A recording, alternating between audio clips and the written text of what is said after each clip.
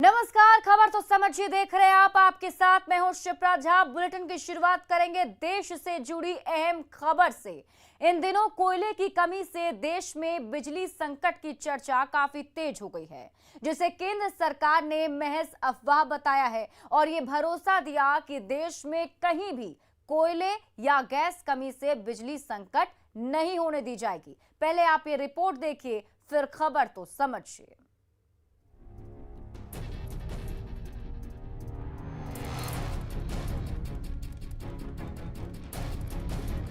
बिजली संकट से सरकार का इनकार। देश में कहीं पर भी कोई दिक्कत नहीं होगी, न दशहरा में, न दिवाली में, न उसके बाद। बिजली संकट को बताया अफवाह। लोगों को गैर जिम्मेदाराना न हरकत करनी चाहिए और न इस प्रकार का ये पैनिक क्रिएट करना चाहिए। कोयला सप्लाई पर सरकार की नजर। कोयले का हमको प्रतिदिन मॉनिटर करना पड़ता है। वो प्रतिदिन मॉनिटर हमारे पदाधिकारी कर रहे हैं, सेक्रेटरी, एडिशनल सेक्रेटरी यही है, प्रतिदिन मॉनिटर कर रहे हैं। बिजली पर सरकार की गारंटी।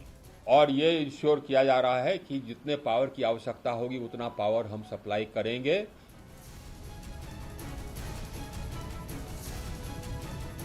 दिल्ली और देश में बिजली संकट की चर्चा के बीच केंद्रीय ऊर्जा मंत्री ने बिजली की पूरी गारंटी दी है।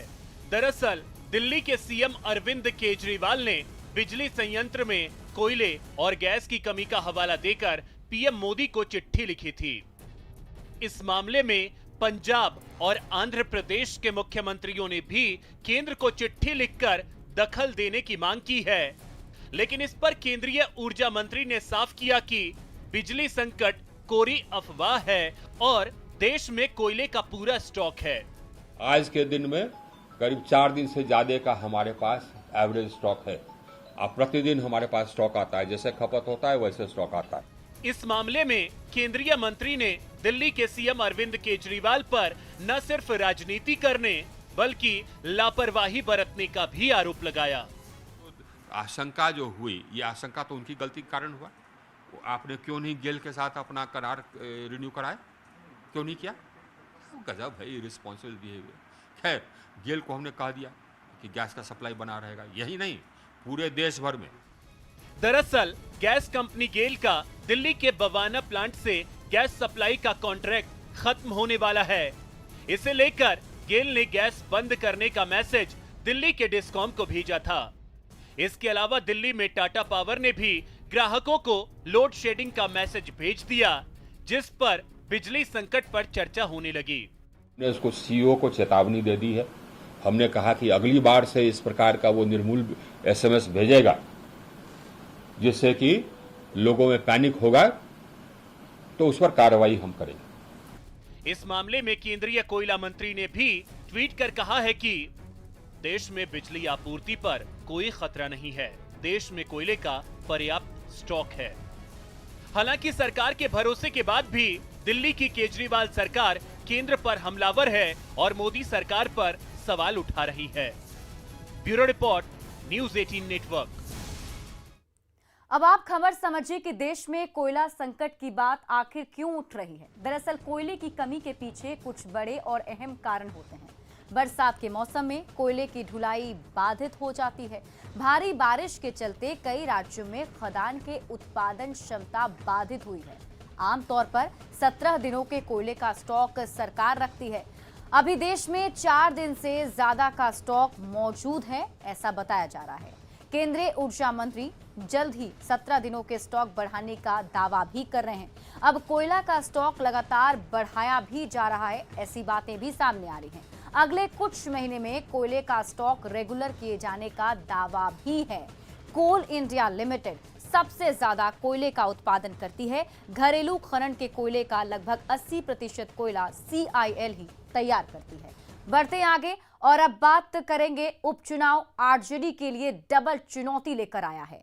एक तरफ लालू के बड़े लाल तेज प्रताप ने बगावत का बिगुल बजा दिया है, तो वहीं दूसरी तरफ कांग्रेस ने दोनों सीटों से उम्मीदवार उतारकर आरजेडी की मुश्किलें बढ़ा दी हैं। पहले आप ये रिपोर्ट देखिए, फिर खबर तो समझिए।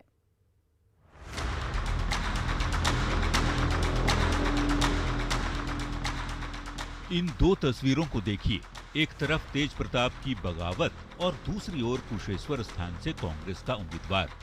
यही वो डबल चुनौती है जिसने उपचुनाव में आरजेडी के रणनीतिकारों की नींद उड़ा दी है।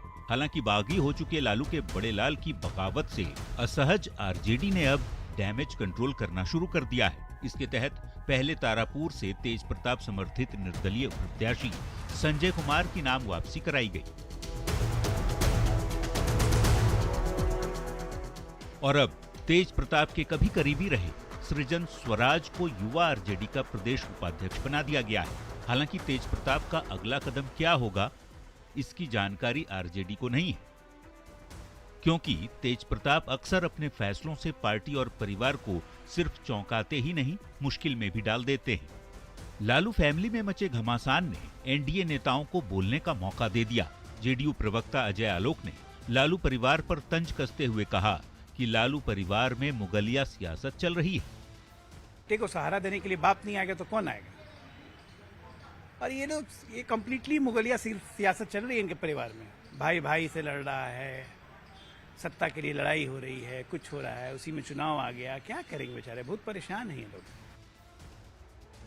बिहार के श्रम मंत्री और बीजेपी नेता जीवेश मिश्रा ने तेजस्वी यादव को पहले अपना परिवार संभालने की नसीहत भी दी है। तेजस्वी यादव जी को मैं सुझाव दूंगा कि पहले अपने बड़े भाई को संभालें, अपने परिवार को संभालें। राजनीति से ज़्यादा महत्वपूर्ण परिवार होता है। उनका परिवार टूटने की स्थिति में आ गया है। राजनीति का खेल बाद में कर लेंगे। राजनीति खेलने के लिए उनके पास बहुत अवसर है। पहले परिवार संभाल ले। परिवार दोबारा नहीं मिलेगा और परिवार ईश्वर जो देते हैं वही जीवन भर परिवार रहता है। उनका कोई सगा बड़ा भाई कोई और नहीं हो सकता है।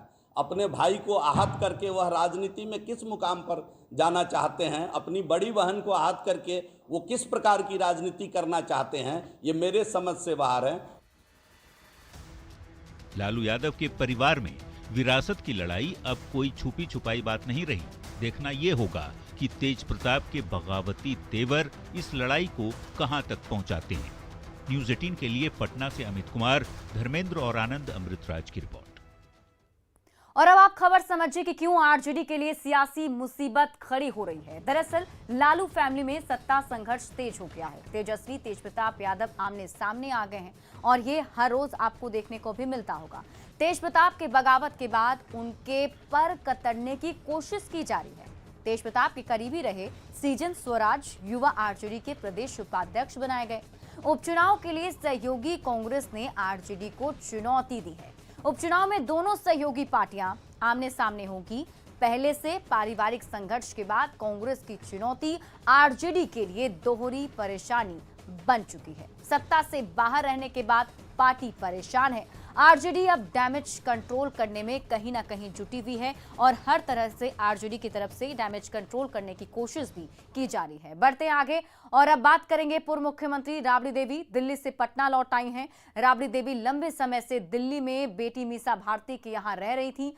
पटना पहुंचने के बाद राबड़ी देवी ने बताया कि लालू प्रसाद की तबीयत ठीक है। साथ ही तेज प्रताप और तेजस्वी के बीच मतभेद पर राबड़ी देवी ने खुलकर नहीं कहा, सिर्फ इतना कहा कि उनके परिवार में कोई लड़ाई नहीं है। पटना पहुंचने के बाद राबड़ी देवी एयरपोर्ट से सीधे तेज प्रताप के आवास पर गईं। वहां कुछ देर रुकने के बाद राबड़ी देवी अपने आवास 10 सर्कुलर रोड चली गईं। बताया जा रहा है कि तेज प्रताप से राबड़ी देवी की मुलाकात नहीं हो पाई। राबड़ी देवी ने उपचुनाव में दोनों सीटों पर आरजेडी की जीत का दावा भी किया। मैडम लालू जी कैसे हैं? तबीयत कैसी है? बहुत दिन बाद आप आई। अच्छा है। कब आएंगे लालू जी? उम्मीद है जल्दी आएंगे। मैम दो भाइयों में लड़ाई चल रही है, तेज प्रताप और तेजस्वी में, क्या कहेंगी? बीजेपी में जदयू में लड़ाई चल रहा है, हम लोग के घर में लड़ाई नहीं। अच्छा जीतेगी, दो सीटों में चुनाव हो रहा है, जीतेगा आरजेडी? आरजेडी जीतेगा मैडम, आरजेडी जीतेगा, दोनों जगह से जीतेगा, दो जगह जीतेंगे।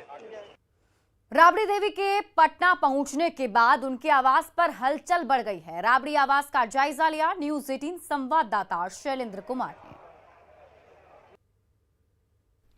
लालू फैमिली में चल रहे विवाद के बीच आज शाम राबड़ी देवी पटना पहुंची हैं और पटना पहुंचते ही वो सबसे पहले अपने बड़े बेटे तेज प्रताप यादव के आवास पर गईं। हालांकि तेज प्रताप यादव उसके पहले ही निकल चुके थे, उनकी मुलाकात उनसे नहीं हुई, जिसके बाद राबड़ी देवी फिलहाल 10 सर्कुलर रोड अपने आवास में मौजूद हैं और पार्टी के नेताओं के साथ वो मुलाकात कर रही हैं, मंथन कर रही हैं।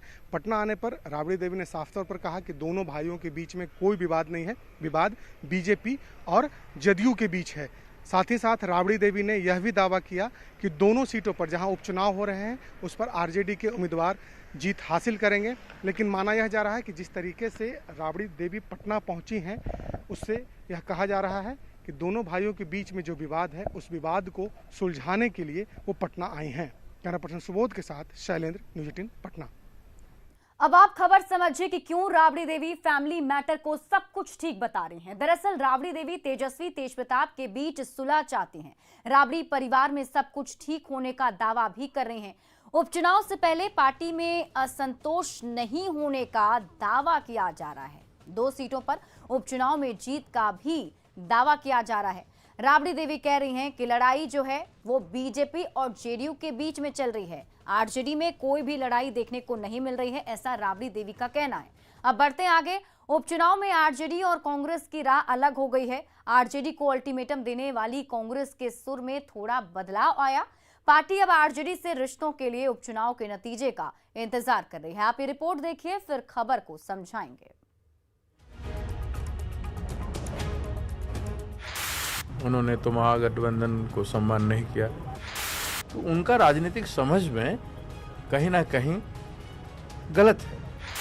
ये चुनाव निर्णय करेगा कि गठबंधन क्या होगा। कुशेश्वर स्थान सीट छोड़ने के लिए कांग्रेस के अल्टीमेटम को आरजेडी ने कोई तवज्जो नहीं दी। नतीजा ये हुआ कि आरजेडी के रवैये से आहत कांग्रेस ने उपचुनाव में दोनों सीटों पर 2-2 हाथ करने का फाइनल फैसला कर लिया।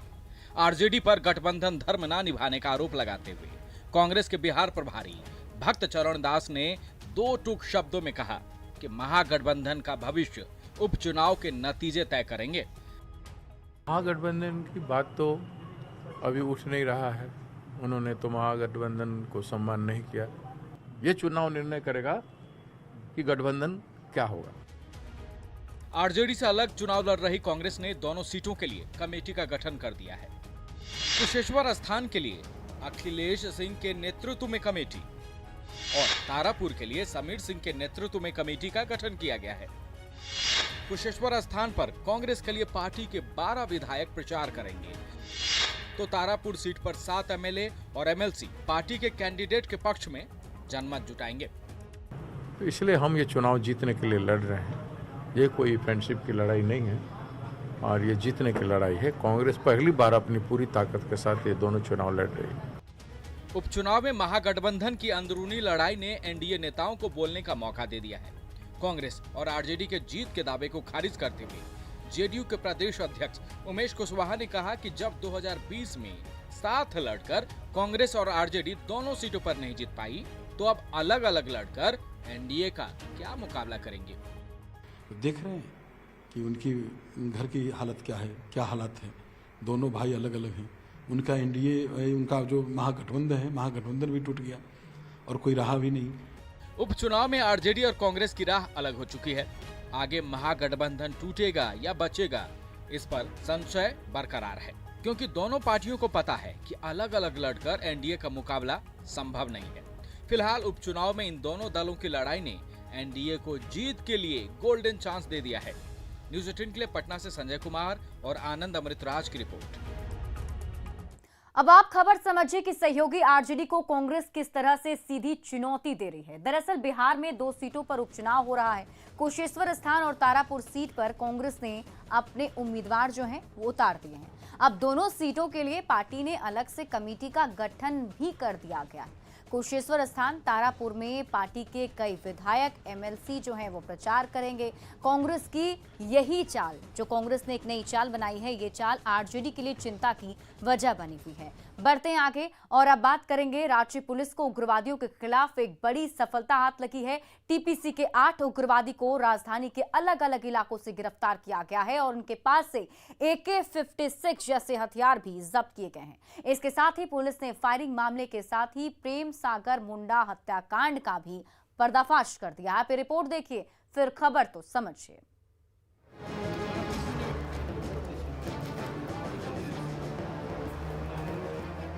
रांची पुलिस ने शहर के अलग अलग इलाकों में छापेमारी कर टीपीसी के 8 उग्रवादियों को गिरफ्तार किया है। इनके पास से एक AK-56 राइफल, 3 पिस्टल, 10 गोलियों के साथ ही 1,62,000 रुपये नकद भी बरामद किए गए हैं। जमीन कारोबारी बबलू मुंडा पर फायरिंग करने में इन्हीं उग्रवादियों का हाथ रहा है।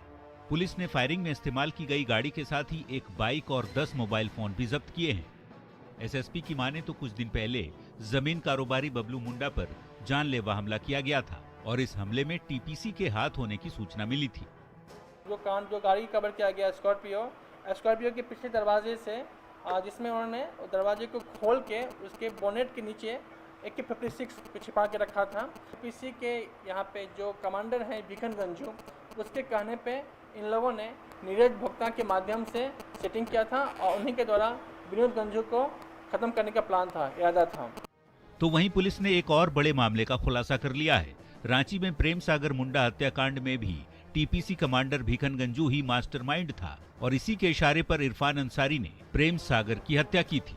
प्रेम बबलू मुंडा के भाई थे और बीजेपी के नेता भी थे। पुलिस ने खुलासा किया है कि उग्रवादियों ने बबलू मुंडा पर दोबारा हमला करने की योजना बना रखी थी। इन लोगों के संदर्भ में और पूछताछ के पता चला कि 1-1.5 साल पहले इसके बड़े भाई प्रेम सागर मुंडा पे अटैक हुआ था, जिसमें भिखन गंजू और नीरज भोक्ता के इशारे पे ही इरफान अंसारी और अफरोज अंसारी के द्वारा इस कांड को कारित किया गया था। रांची पुलिस ने एक बड़ी घटना को अंजाम देने से जहां रोका है, तो वहीं प्रेम सागर मुंडा जैसे हत्याकांड मामले का भी उद्भेदन कर दिया। लेकिन सवाल उठ रहे हैं कि राजधानी में इतनी बड़ी संख्या में उग्रवादियों का जुटान कैसे हो पाया। ये पुलिस और प्रशासन के लिए बड़ी चुनौती है। न्यूज़ 18 के लिए रांची से ओम प्रकाश की रिपोर्ट।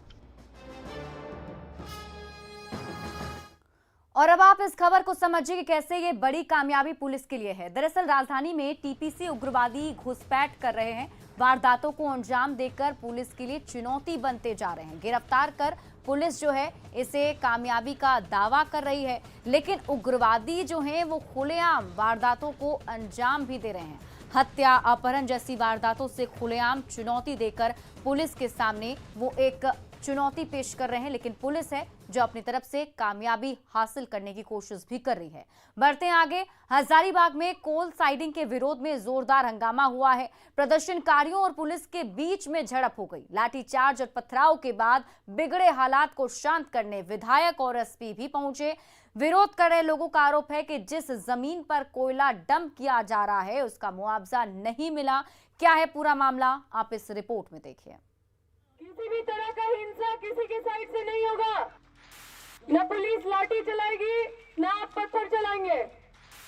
अगर आप मेरा बात सुन पा रहे हो तो हाथ उठाइए।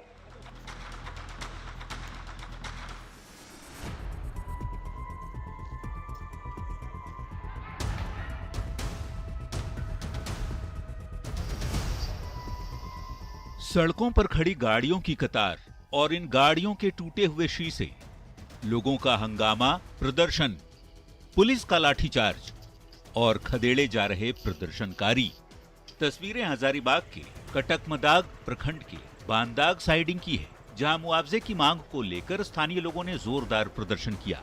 हालात जब बिगड़ने लगे तो मौके पर SP के साथ पहुंची बड़का गांव की विधायक अंबा प्रसाद।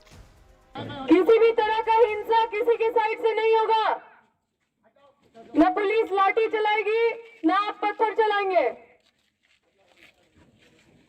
अगर आप मेरा बात सुन पा रहे हो तो हाथ उठाइए। प्रदर्शनकारियों को शांत कराने की अपील इसलिए की जा रही है क्योंकि प्रदर्शनकारियों ने हंगामे के दौरान ही पुलिस पर पथराव कर दिया। पुलिस की गाड़ियों के शीशे तोड़ दिए। जवाबी कार्रवाई में पुलिस ने आंसू गैस के गोले छोड़े और हालात को नियंत्रित करने के लिए लाठीचार्ज भी की गई। दरअसल प्रदर्शनकारियों का आरोप है कि कोल साइडिंग की जिस जमीन पर कोयला डंप किया जाता है उस जमीन का मुआवजा इन्हें अब तक नहीं मिला। यही नहीं, हर दिन 3000 ट्रकों के चलने से इलाके में डस्ट की समस्या रहती है। विधायक के हस्तक्षेप के बाद लोगों का गुस्सा शांत हुआ। मुठभेड़ में इस तरह से ना हो कि ये मामला जो लोगों का शिकायत है वो सारा दब जाए, तो इसलिए दोनों तरफ के बीच का हल निकालते हुए मैं यहाँ पे लोगों से बात की। सब लोग शांति से बैठ गए हैं और एक वार्ता के लिए हमने डीसी साहब को बुलाया है, एनटीपीसी से भी बात की है, सबको बुलाए हैं और वार्ता जल्दी होगी। प्रदर्शनकारियों के हंगामे में कुछ पुलिसकर्मी भी जख्मी हो गए। एक इंस्पेक्टर का सिर भी फट गया। हंगामा कर रहे कुछ रैयतों को भी चोटें आई हैं। तो वहीं कुछ स्थानीय नेताओं के खिलाफ भी कटकमदाग थाने में 3 एफआईआर दर्ज किया गया है। वैसे पुलिस हालात को नियंत्रित करने का दावा कर रही है। Bureau report, news 18। और फिलहाल इस बुलेटिन में अभी के लिए बस इतना ही, लेकिन न्यूज़ 18 बिहार झारखंड पर खबरों का सिलसिला लगातार जारी है। इस न्यूज़ हेडलाइंस